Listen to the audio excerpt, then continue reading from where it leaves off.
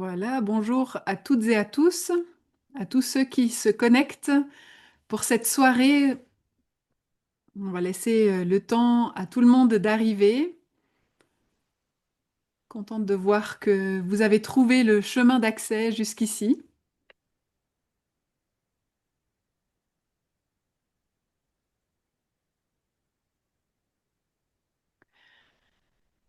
Voilà, il est 20 heures. Je vous propose qu'on démarre.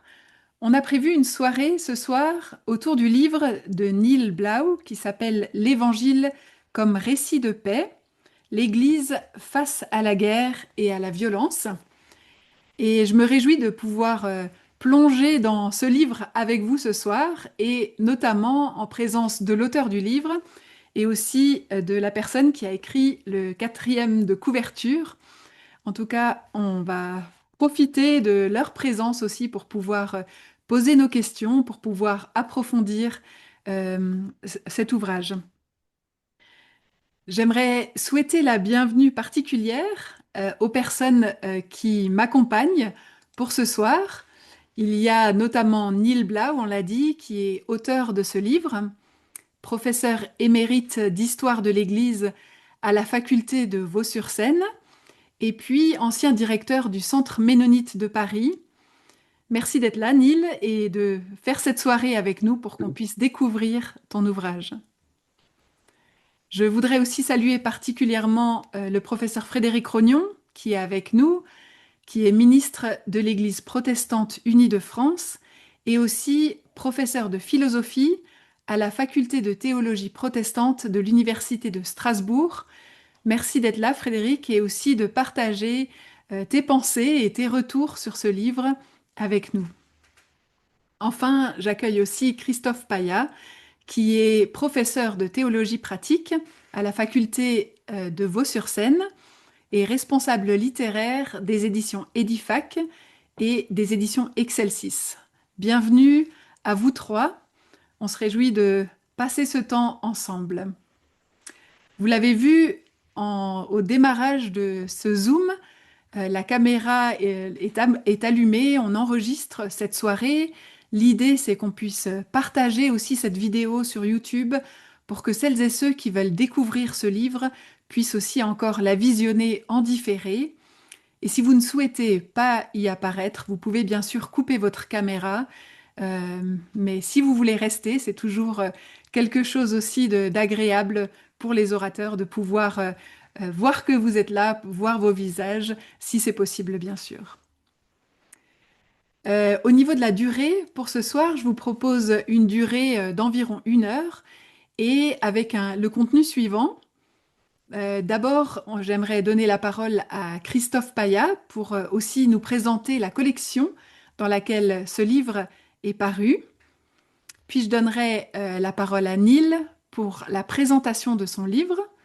Avant un retour de Frédéric Rognon, je poserai quelques questions à Neil et puis je vous invite à vous aussi, tout au long de ce Zoom, de pouvoir poser vos questions dans le chat et on fera une synthèse, on proposera ces questions-là à la fin du Zoom à Neil Blau pour qu'il puisse répondre aux questions que vous avez, si vous avez déjà lu le livre ou si ce qui a été évoqué durant cette soirée soulève des questions pour vous. N'hésitez pas à écrire vos questions dans le chat. Voilà, je laisse la parole sans plus tarder à Christophe Paya pour la présentation de la collection. Oui, merci beaucoup, Marie-Noël. Bonjour à toutes et à tous. Bonsoir à toutes et à tous. Du côté des éditions Excelsis, quelques mots pour vous dire que nous sommes très, très heureux que le tout dernier livre de Neil Blau, l'Évangile comme récit de paix, ait pu trouver sa place dans la collection qui était tout naturellement son lieu d'accueil, cette collection Perspective anabaptiste de nos éditions. Je ne vais pas vous cacher que publier un livre sur la paix dans le contexte actuel, c'est un petit peu un défi pour un éditeur. Ça peut paraître un petit peu décalé, mais d'une part, c'est une thématique importante en théologie chrétienne. C'est la ligne exercice de travailler sur les différents domaines de la théologie. Et d'autre part, c'est une question que Neil Blau porte depuis longtemps conformément à la tradition anabaptiste dans laquelle il se situe. Et donc, je pense, et nous l'avons vu en étudiant ce manuscrit, qu'il a un message fort, un message original à transmettre à ce propos. La question de la paix trouve d'autres échos dans la collection Perspective anabaptiste, mais bien entendu, cette collection ne se réduit pas au seul débat théologique sur la paix, sur la guerre, sur la violence, sur la non-violence.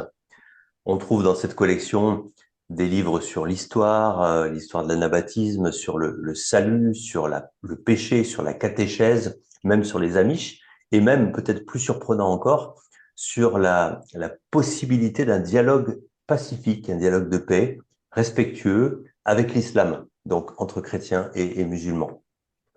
En fait, c'est tout l'héritage spirituel et théologique anabaptiste que met en chantier cette collection, à la fois pour l'exposer, pour le faire connaître, et puis pour en montrer l'actualité. Et l'idée des directeurs de la collection, ce n'était pas seulement de faire un travail interne, du genre les anabaptistes parlent aux anabaptistes, mais bien de positionner la théologie anabaptiste avec ses particularités, et puis aussi avec ses nombreux points communs avec le reste de la tradition évangélique, de la positionner donc cette théologie dans le champ de la théologie protestante, de la théologie chrétienne, donc en dialogue avec les autres traditions.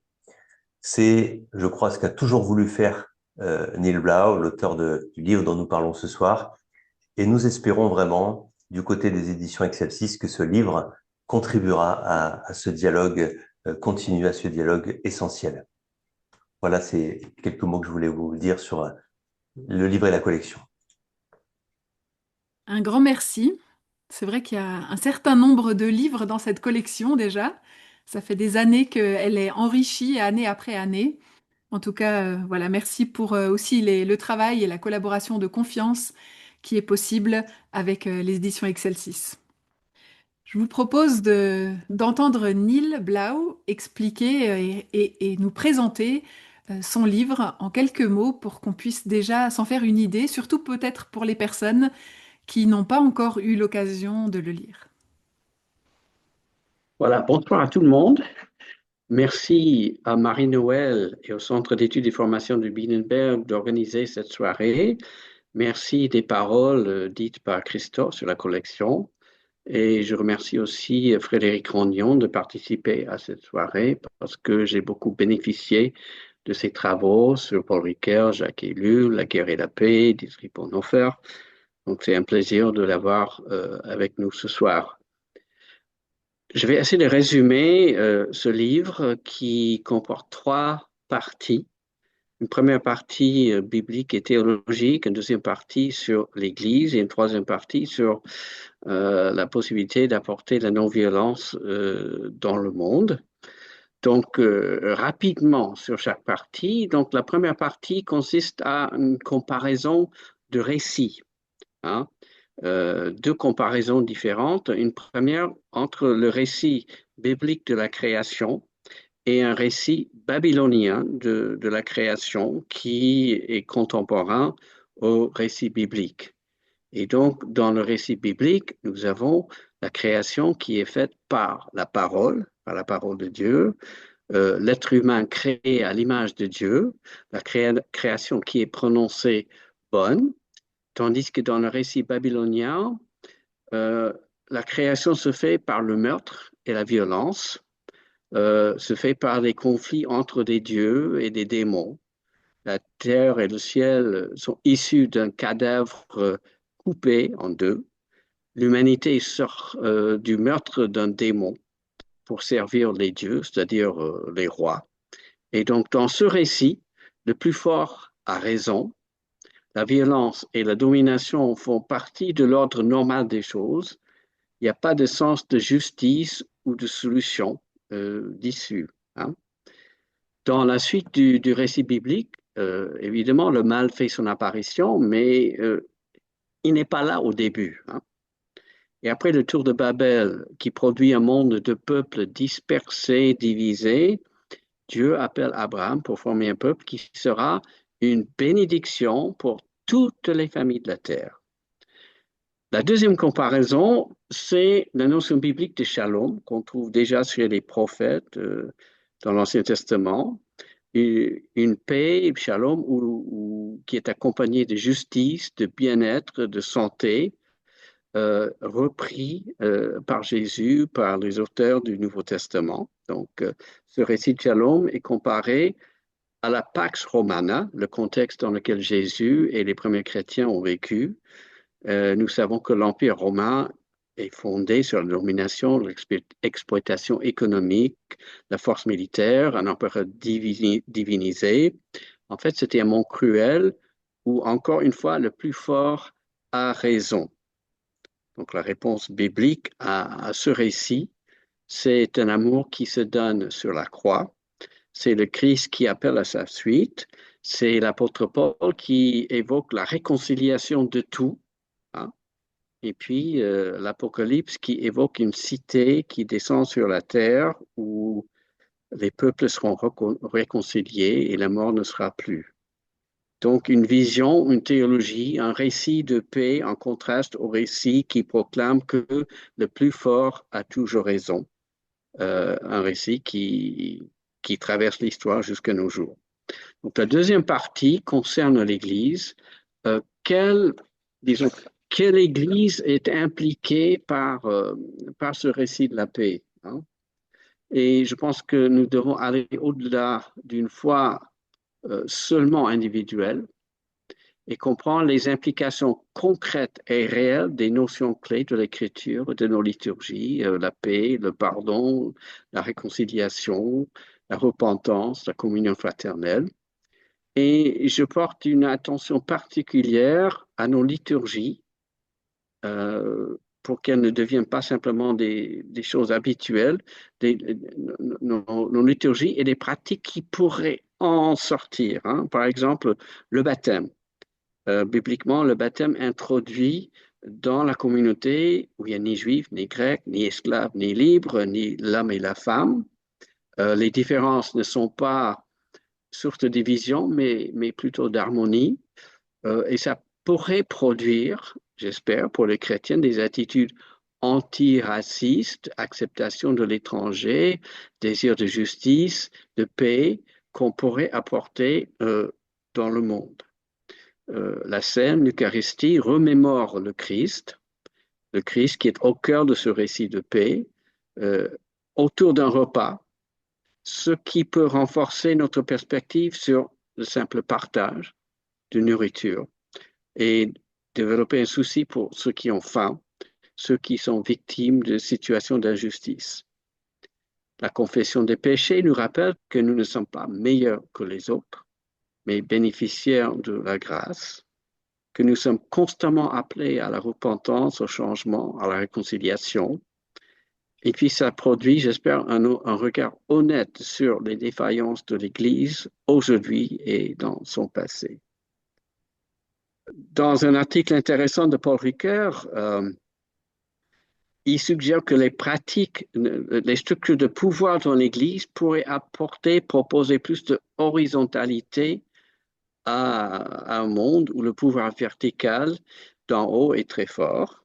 Et puis, un auteur catholique, Marc Fassier, parle du fait que ces pratiques pourraient nous apprendre à vivre avec les différences et ainsi participer à faciliter, à favoriser le dialogue entre les groupes et communautés divers dans nos sociétés polarisées, hein. Donc, des pratiques qui sont formées dans la vie d'Église, qui forment nos caractères et qui nous aident à sortir et apporter quelque chose de positif dans le monde.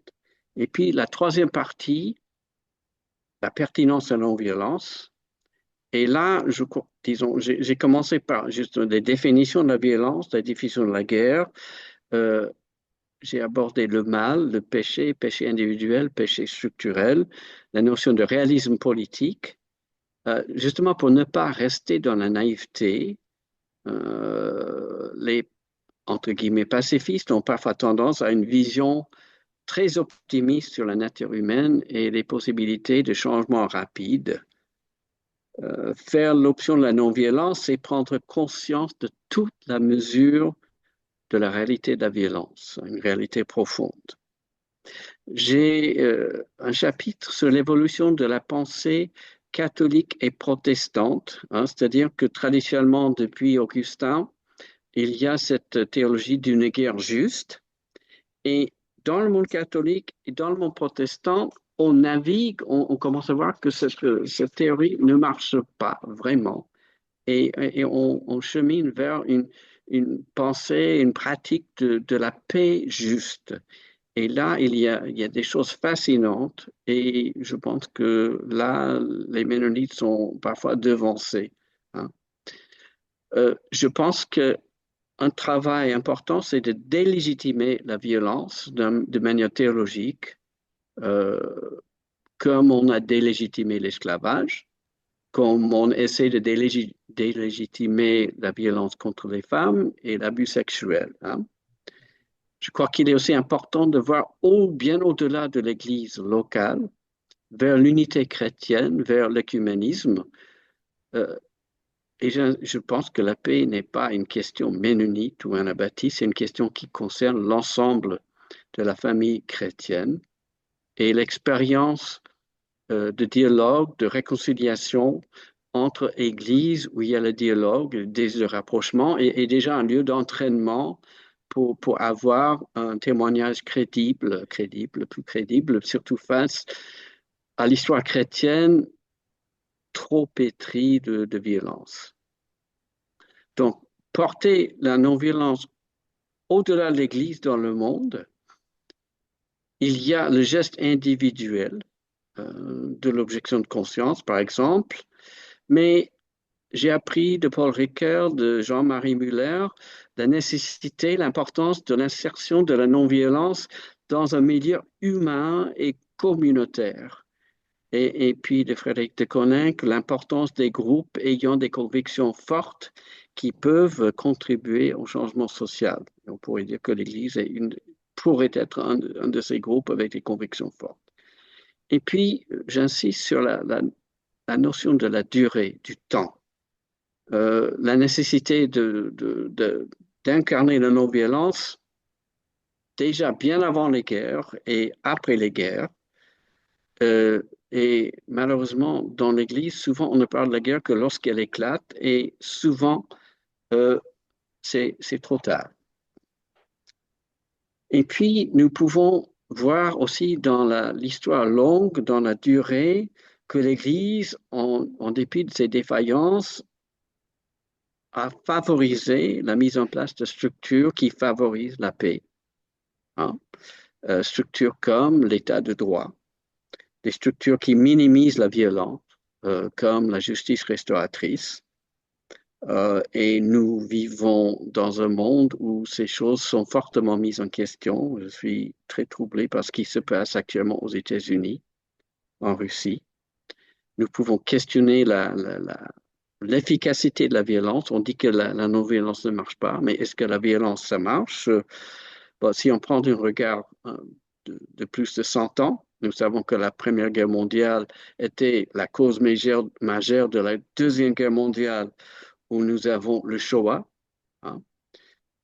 Nous avons ensuite l'établissement de l'État juif et un État arabe en 1947. Et puis, nous vivons ce qui se passe à Gaza aujourd'hui.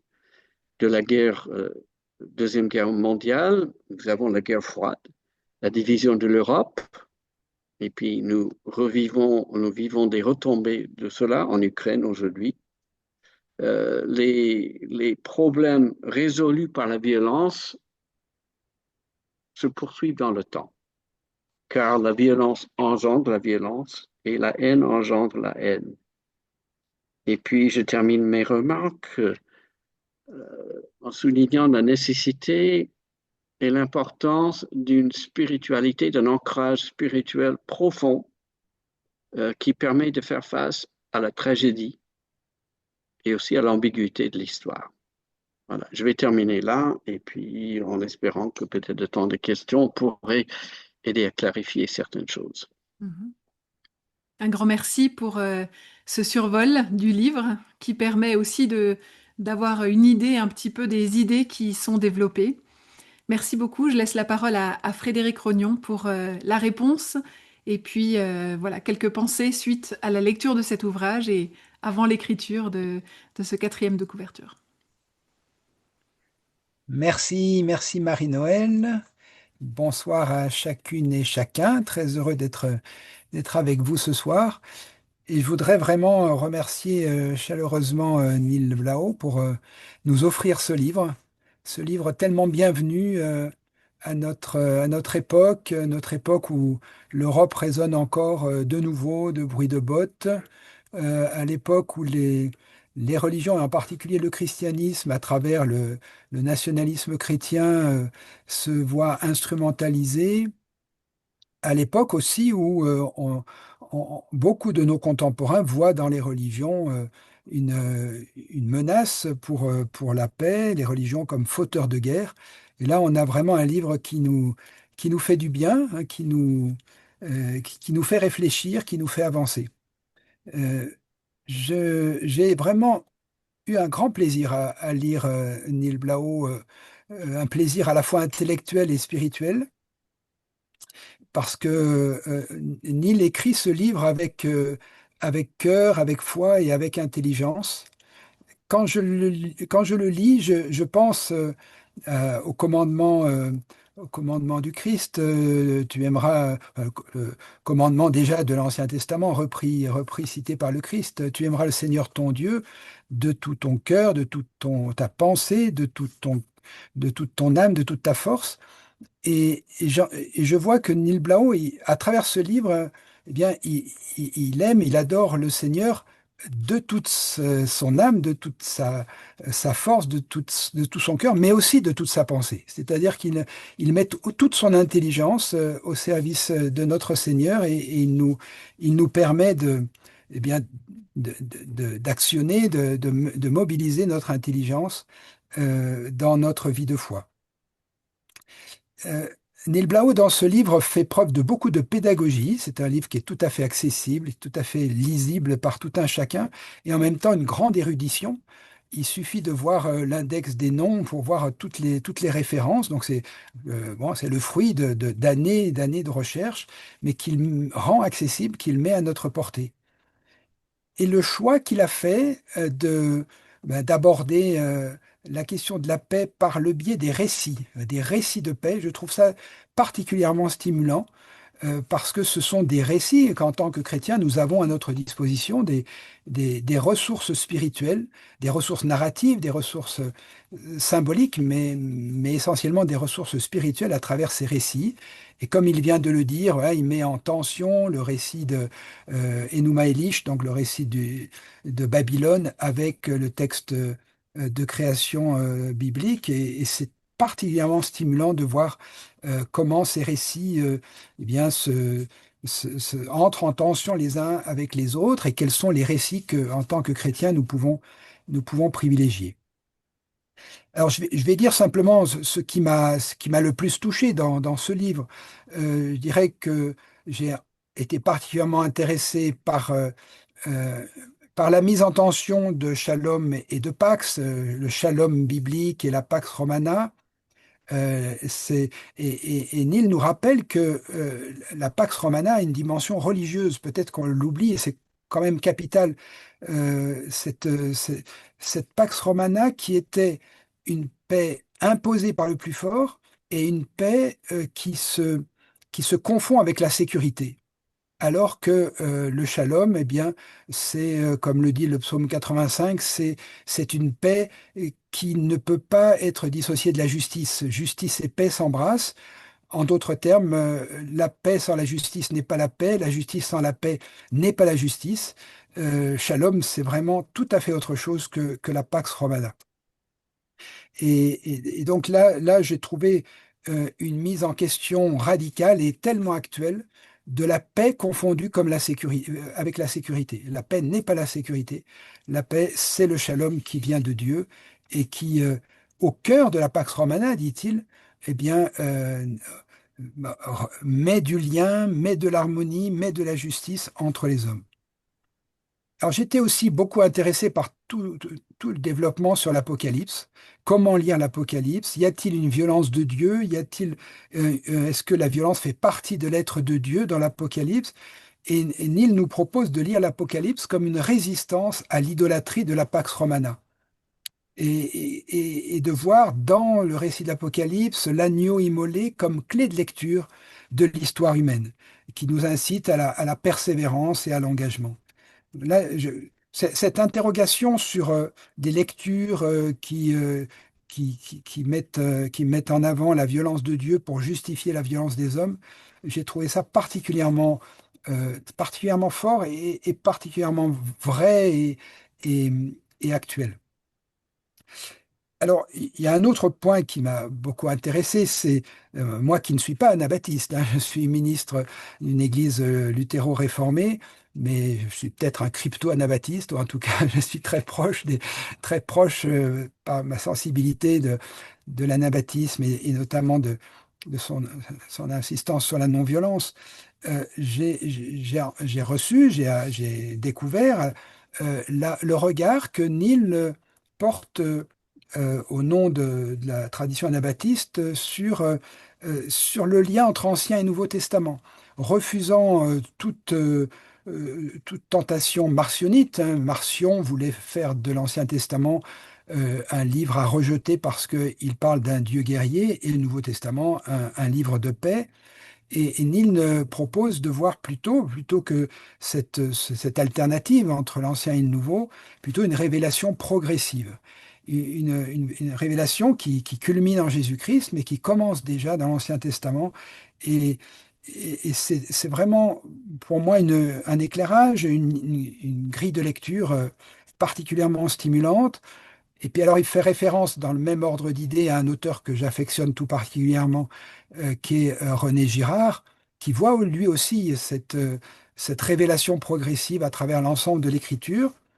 Euh, Là, je me suis retrouvé voilà, dans une communion d'esprit sur cette question difficile, hein, du lien entre les deux testaments. Cela m'a beaucoup intéressé.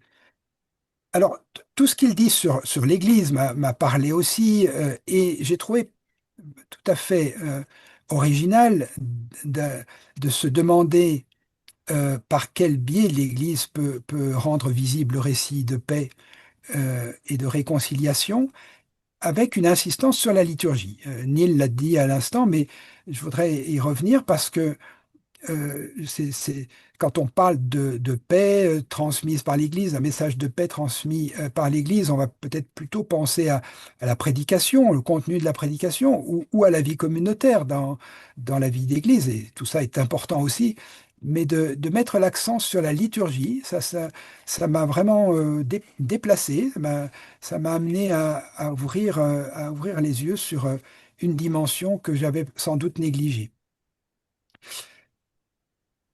Bien sûr, dans les derniers chapitres du livre, j'ai été particulièrement sensible à à des affirmations qui sont aussi les miennes.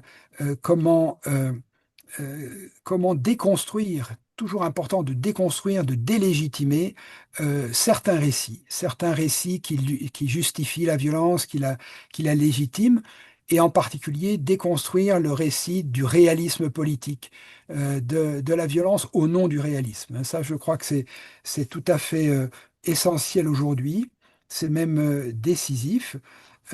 Et donc, dans ce dialogue entre les différents récits, bien choisir le récit qui porte la paix, qui porte la réconciliation, la confession des péchés, le pardon, plutôt que d'être toujours dans la justification et dans la légitimation. Alors, Neil l'a rappelé tout à l'heure, il est regrettable que les chrétiens ne s'intéressent à la guerre que quand elle éclate, et qu'il est important, et ça je pense que c'est vraiment une ressource que nous, réformés, nous avons à recevoir des Ménonites, cette anticipation de la guerre, et prendre la guerre en amont, essayer de tarir les sources de la violence.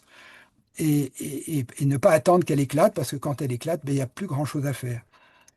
Pour moi, ça évoque Lanza del Vasto qui disait on appelle guerre une guerre qui éclate et on appelle paix une guerre qui se cache. Voilà, je trouve il y a vraiment ici une proximité d'esprit et de spiritualité et voilà, cet engagement à prendre les questions de violence en amont et pas la non-violence s'inscrit dans le temps long, hein, alors que la violence et la guerre c'est toujours dans l'immédiateté. Et là on a vraiment une belle leçon à recevoir de Neil et de la tradition ménonite. Alors, je terminerai avec les dernières pages qui m'ont beaucoup intéressé parce que elles concernent un grand théologien allemand que l'on connaît tous, Dietrich Bonhoeffer, dont on commémore cette année le 80e anniversaire de la disparition. Et là, donc, tout ce que Dietrich Bonhoeffer nous renvoie par rapport à la non-violence, est-ce que la non-violence a des limites? Est-ce qu'on peut malgré tout trouver des exceptions et suivre une autre voie que la non-violence? Et je trouvais que la position de Neil est très, très juste. Il ne s'agit pas de juger le choix qu'a fait Dietrich Bonhoeffer, il s'agit d'essayer de l'accueillir, de le recevoir, hein, ce choix d'entrer un complot au tyrannicide, visant à tuer le Führer, avec sa justification théologique, disant il est important d'assumer la culpabilité, de la prendre sur soi-même. euh, Face à des situations extrêmes comme celle-ci, je ne sais pas ce que je ferais, je ne sais pas ce que nous ferions, mais en tout cas, on a ici un témoignage qui nous interpelle, qui nous fait avancer. Alors, je terminerai en disant ce livre, finalement, m'a rejoint. Je me retrouve en communion de pensée et de vie spirituelle avec son auteur, avec Neil Blau.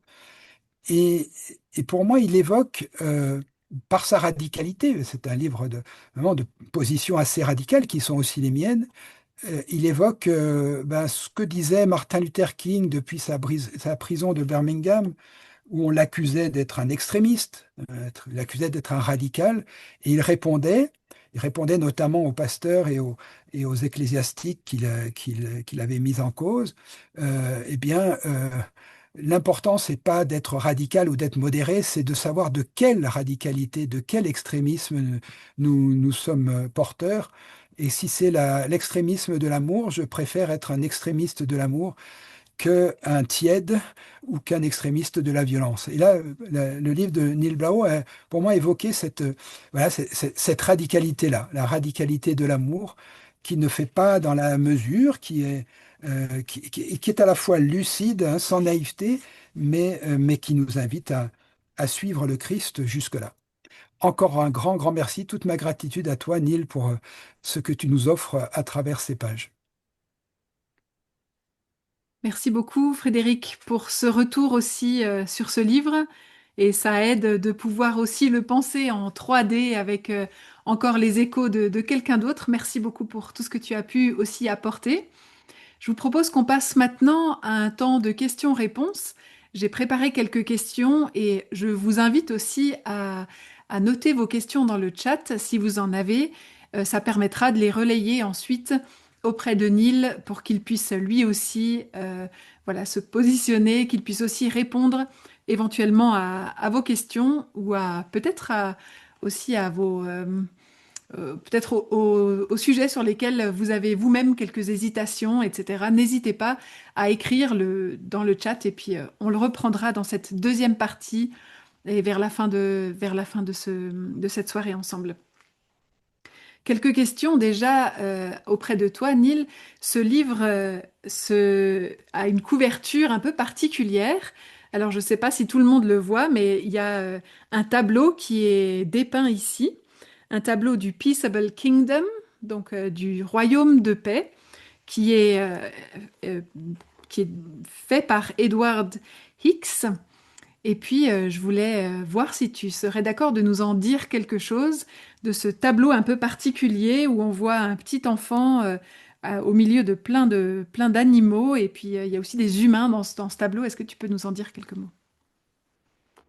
Voilà. Donc, avec Jenny, mon épouse, on a choisi ce tableau.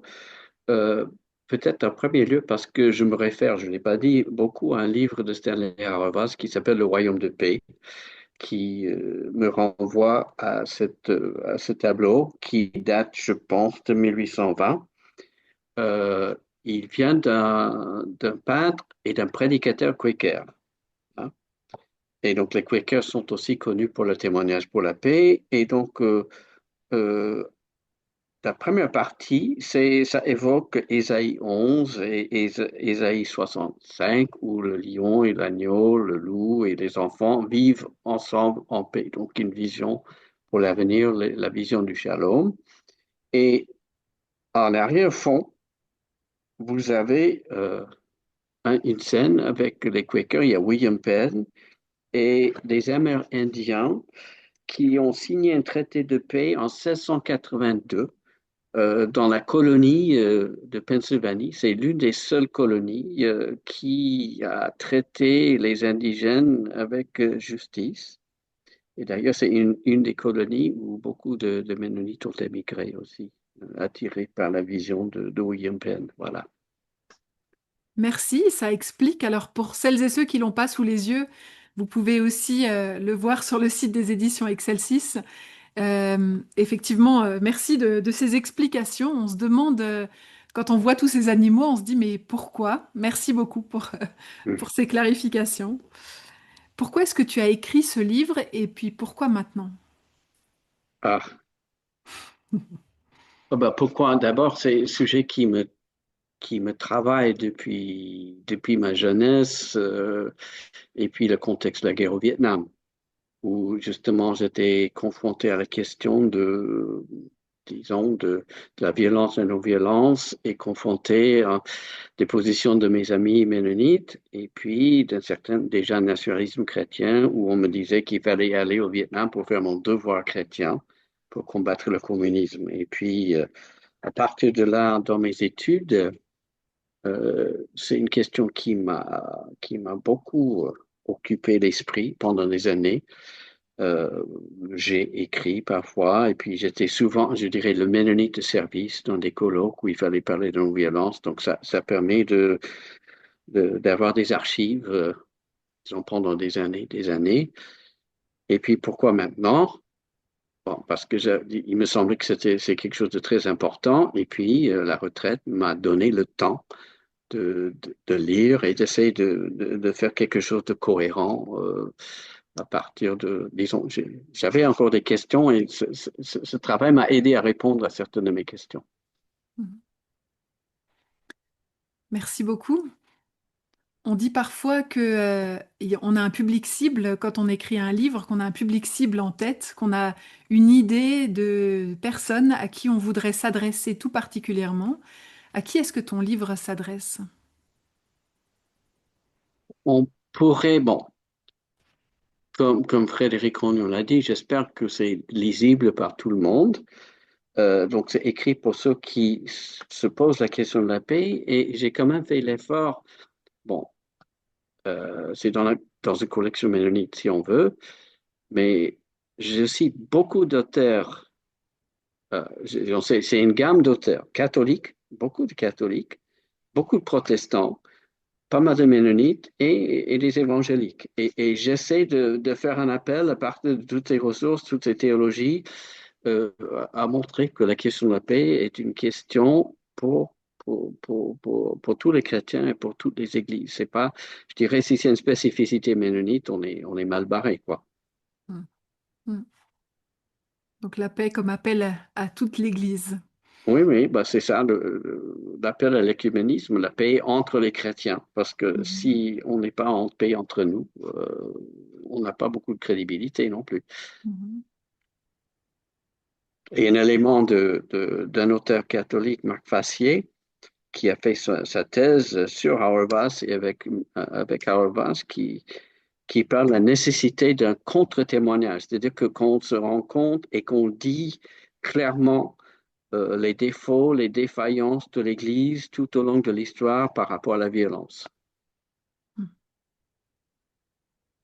Merci beaucoup. Je vois que pour l'instant, il n'y a pas de questions, donc n'hésitez pas à les inscrire. Si vous avez des questions que vous voudriez ajouter à cette soirée, aussi en réaction à ce qui est partagé, c'est volontiers qu'on les accueille. Est-ce que je peux, j'ai amené quelques livres que je voulais montrer. Allez. D'accord, il y a un colloque à la faculté de Strasbourg, à l'université de Strasbourg, sous la direction de Frédéric Ognon, dire la guerre, penser la paix. C'est un mine d'or de renseignements, disons, d'historiens, de théologiens, de militaires, etc. Euh, il y a ce dossier de Grissel, on n'aime guère que la paix, euh, qui, qui est intéressant, et très récemment, donc, de Frédéric de Coninck, Nationalisme, guerre et paix, il y a là une analyse fine de la situation actuelle, surtout en France, mais qui, disons, je dirais que je recommande fortement ce livre aussi. Mhm. Merci pour ces recommandations. Ça permet d'aller plus loin aussi sur ce thème. Je reviens sur cette expression que tu utilises, l'évangile comme récit de paix. Par opposition à quel autre genre de récit est-ce que tu construis ton argumentaire? Comment est-ce qu'on peut lire l'écriture autrement que comme un récit de paix? Quelles sont les autres lectures qui ont été faites? Bon, bon, on peut utiliser l'écriture de beaucoup de manières, hein. L'écriture est utilisée pour justifier la guerre, pour justifier la violence, pour justifier l'esclavage, etc., quoi. Donc, j'ai essayé quand même d'aller au fond, en commençant par le début, où il y a un monde créé qui est bon, il n'y a pas de violence, il n'y a pas de mal, etc. Et le contraste avec les autres récits est marquant, parce que euh, disons, le plus fort a raison. C'est un récit qui traverse l'histoire sous formes différentes et qui n'a jamais disparu. Et je crois profondément, à partir de la création, de la promesse de la bénédiction de toutes les familles de la terre, la notion de shalom, et puis le Christ qui se donne par amour. Et puis, dans l'Épître aux Colossiens, le projet de réconcilier tout ce qu'il y a sur la terre et dans le ciel, hein, par la croix, hein. Et puis l'agneau immolé au centre de l'Apocalypse, quoi. C'est quelle est la clé de lecture que nous avons de l'histoire, hein. On sent chez toi une assise dans la manière dont tu approches les textes. Quels ont été les défis pour toi dans l'écriture de ce livre? Est-ce que c'était juste, voilà, tellement le fruit de toutes ces années de réflexion que ça a coulé de source, ou bien est-ce qu'il y avait pour toi aussi des défis dans cette écriture?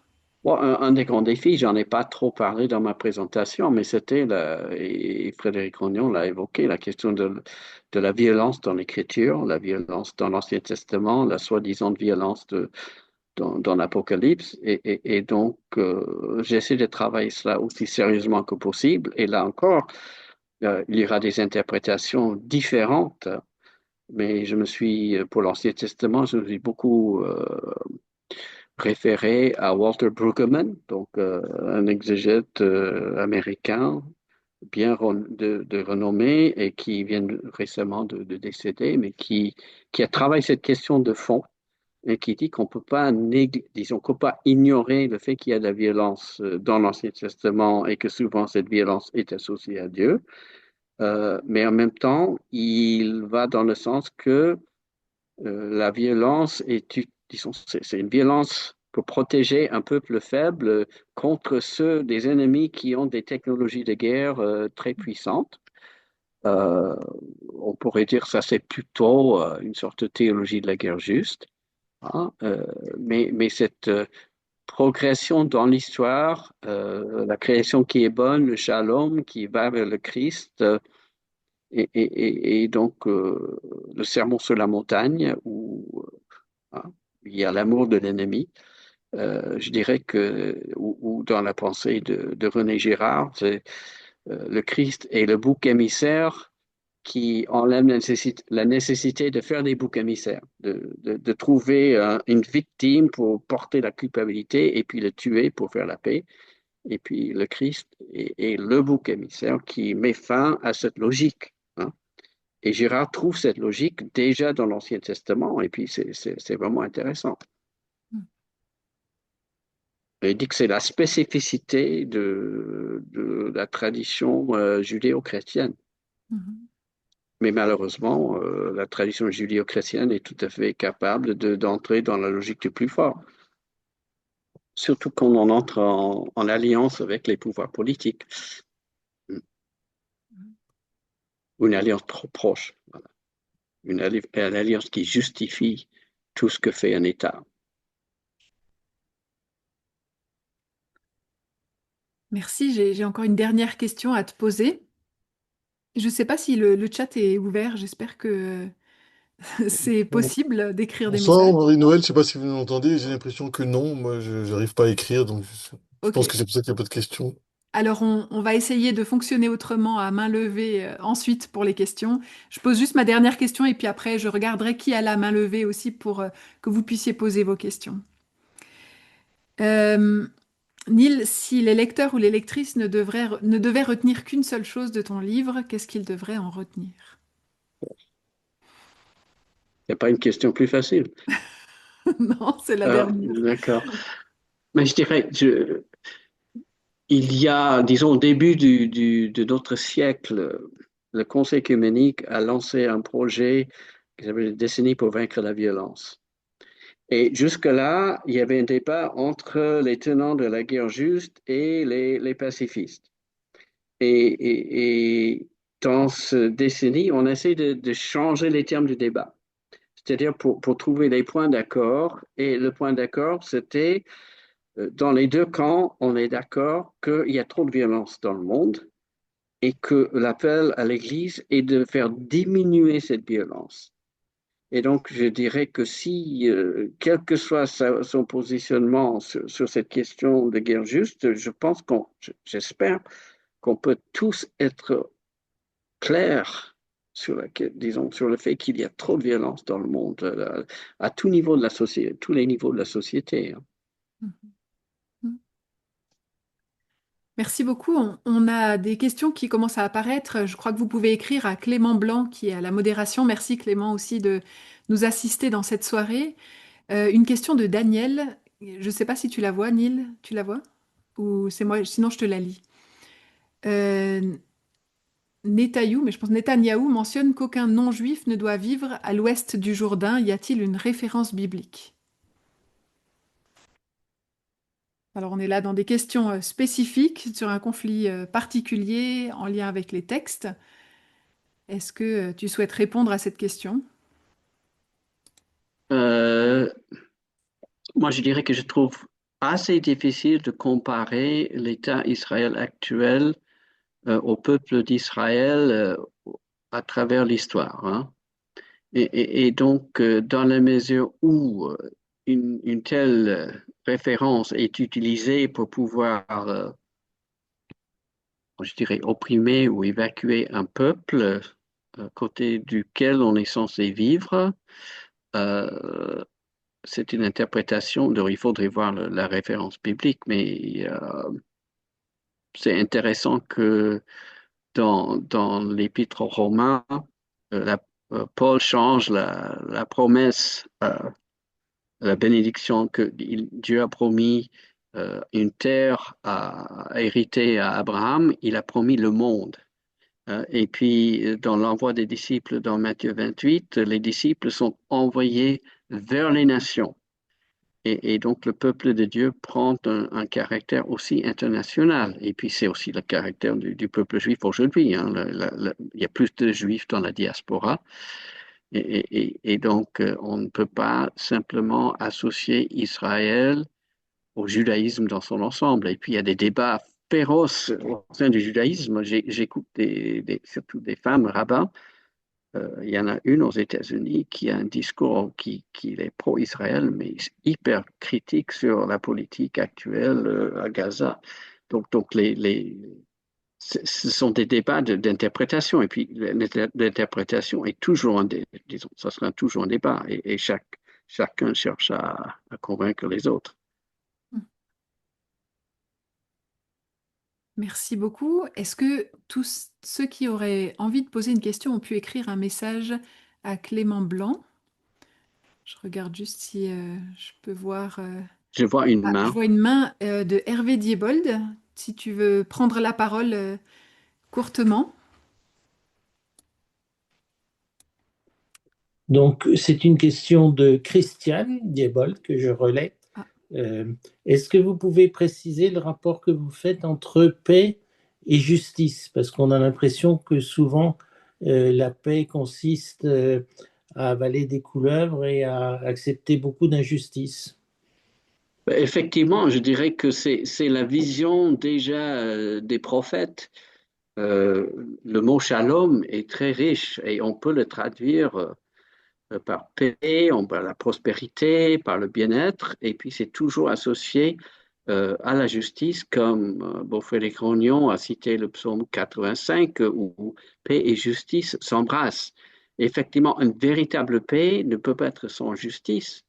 Une justice et puis une véritable justice ne peut pas être sans la paix. Les deux éléments vont ensemble et c'est ça pour moi l'intérêt de cette notion d'une paix juste plutôt que la guerre juste.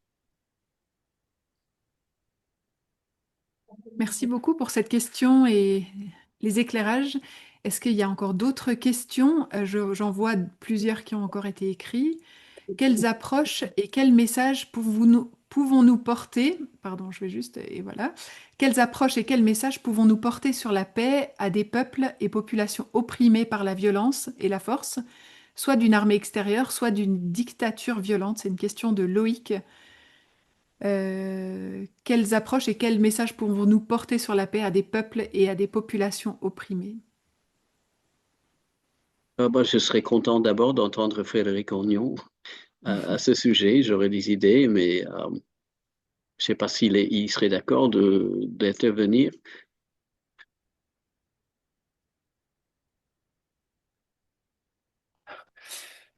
Merci, volontiers.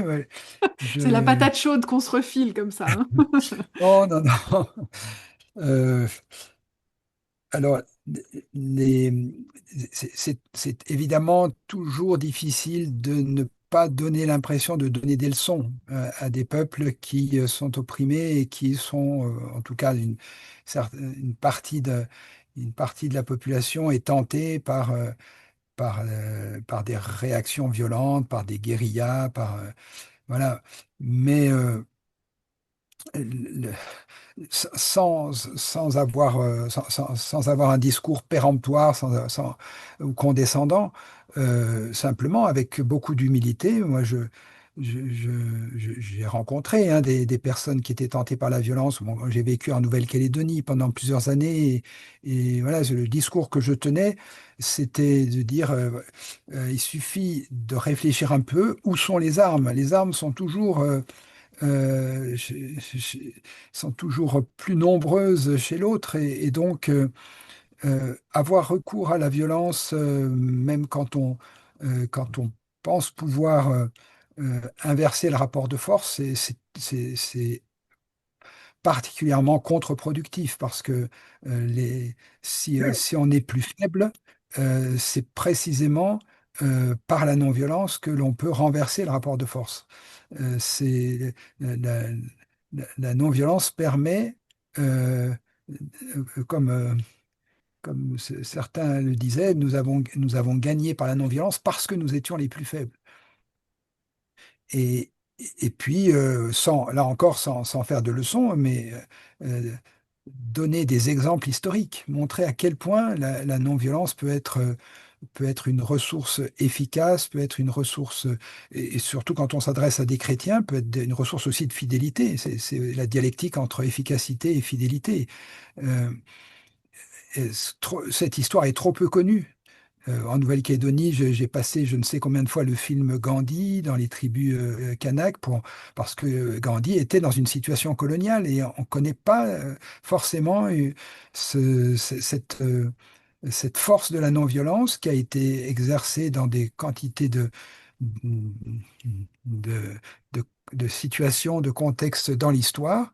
Le film est un très bon média pour transmettre ça, mais il y a aussi d'autres moyens de transmettre pour expliquer enfin, une histoire qu'on ne connaît pas. On connaît l'histoire des guerres, mais on ne connaît pas l'histoire de la non-violence. Et au cours de l'histoire, ben, la non-violence a souvent été une ressource extrêmement précieuse. Après, je dirais, si je m'adresse à des chrétiens avec lesquels je suis en communion de foi, ben, pour ma part, je préfère la fidélité. Lorsqu'il y a le choix entre la fidélité et l'efficacité, je préfère la fidélité. Et ça, c'est mon choix personnel qui peut être entendu ou ne pas être entendu. Voilà. Mais je dirais que ça serait quand même, pour l'Église, ça serait plus facile si on avait une réputation renforcée par une pratique d'être des fabricants de paix. Et je pense qu'actuellement, ce n'est pas forcément la réputation des églises. Heureusement qu'il y a des Martin Luther King et des Gandhi et puis d'autres mouvements. Mais là, c'est l'importance d'insérer la non-violence dans les mouvements, dans le concret. Mais je pense à une autre expérience que j'avais il y a moins d'un an, une, un colloque de la Conférence des Églises chrétiennes d'Europe à Varsovie, où on s'est mis, j'étais invité, mais on a écouté les représentants des églises ukrainiennes. Simplement écouter ce qu'ils vivent, les solutions qu'ils voient, la peine, la douleur qu'ils vivent. Et puis, le Conseil d'église chrétienne, disons, c'est peut-être un peu la fédération protestante de l'Europe, hein, mais propose une aide possible dans le contexte, pas une aide qui va jusqu'à la violence, mais là, on a vu la difficulté d'un discours disons, simplement d'une non-violence concrète dans un contexte où les gens se sentent attaqués, où ils voient leurs familles être tuées, où leur territoire est grignoté. Donc c'est, comme je dis, c'est souvent quand la guerre éclate, c'est trop tard. Donc c'est des choses à construire dans le temps. Et je pense que je sais pas, dans nos facultés de théologie, dans nos prédications, dans nos vies d'église, c'est pas toujours un sujet qu'on aborde beaucoup, hein. Et quand on l'aborde lors d'une guerre, le niveau d'émotion est déjà très élevé, et puis on a tendance à s'identifier, à s'identifier à notre pays. Puis voilà. Effectivement, on a eu un pasteur ukrainien et au niveau de la pastorale ménonite suisse, et on lui a demandé qu'est-ce que tu aurais fait différemment si tu avais su qu'une guerre allait éclater. Et il nous a dit deux choses. La première, c'est que je thématiserai avant que ça éclate, parce qu'une fois que ça a éclaté, on peut plus le thématiser. Et il a dit la deuxième chose, c'est qu'on apprendrait davantage à écraser la haine dans nos cœurs en temps de paix, parce qu'en temps de guerre, si on n'a pas appris à le faire, on n'arrive plus du tout à le faire. Mhm. Et je me suis dit, tiens, ça va dans ce sens, de cette thématisation, Oui, effectivement. oui.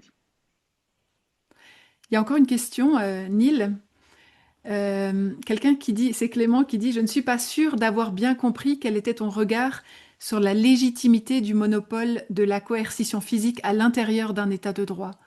Est-ce une ressource pour la paix à accueillir positivement? C'est mieux qu'une monarchie, c'est mieux qu'un coup d'État, c'est mieux qu'une guerre civile, si ça fonctionne, hein. Je dirais que disons, c'est une avancée, je crois, importante dans l'histoire des institutions politiques. Quand ça marche, c'est très bien. Le problème, c'est que entre les pays, disons, il est difficile de construire un état de droit international. On voit les difficultés des Nations Unies actuellement, on voit les difficultés de l'Union européenne, mais je pense qu'il faut se rappeler que l'Union européenne était une œuvre de paix, une manière de construire une Europe qui, après des siècles de guerre, où on pourrait collaborer et ne pas travailler, disons, ne pas travailler les uns contre les autres. Donc, je dirais que euh, c'est pas l'état de droit, c'est pas le paradis, euh, mais quand ça fonctionne bien, je pense que c'est mieux que ce qu'on a vu dans le passé. Et justement, il faut accepter les ambiguïtés, les difficultés et les résistances de l'histoire et de l'humanité, quoi. Merci beaucoup pour les réponses à toutes ces questions qu'on peut se poser aussi à la lecture du livre. Merci Neil d'avoir écrit ce livre. Je crois que ça participe aussi à cet héritage que tu laisses aussi pour les générations à venir, pour les théologiennes et les théologiens qui vont continuer aussi à travailler cette question. Merci beaucoup. Merci à Frédéric Rognon aussi pour la présence et puis aussi ce temps de parole précieux qui permet d'échanger au sujet du livre. Merci à chacun, chacune ici de pouvoir, d'avoir pu être présent pour vos questions aussi. Et la vidéo sera diffusée sur YouTube, donc vous pourrez aussi la partager. Elle sera disponible sur la chaîne YouTube du Centre de formation du Binnenberg et partagée sur Facebook si jamais vous souhaitez la partager. Je rappelle que ce livre et les livres de la collection sont disponibles sur le site des éditions Excelsis et que donc il est possible de continuer à approfondir ces thèmes aussi en lien avec les autres livres de la collection. Merci enfin à Clément pour la modération et pour l'organisation aussi du Zoom. Voilà, bah, il me reste à vous souhaiter à toutes et à tous une bonne soirée et puis je vous dis à bientôt.